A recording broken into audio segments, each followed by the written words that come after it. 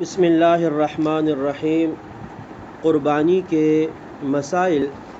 آج کا مسئلہ ہے قربانی کے جانور کے گوشت کی تقسیم۔ قربانی کے جانور کو ذبح کرنے کے بعد اس کے گوشت کو فقہا نے لکھا ہے کہ 3 حصے بنائے جائیں۔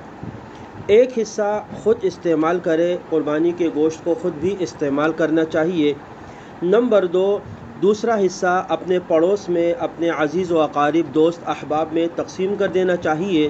اور تیسرا حصہ غرباء، فقراء اور وہ لوگ جو قربانی کی استطاعت نہیں رکھتے ان کے درمیان تقسیم کر لینا چاہیے۔ یہ افضل اور بہتر طریقہ ہے کہ اس انداز سے قربانی کے جانور کے گوشت کے 3 حصے بنائے جائے۔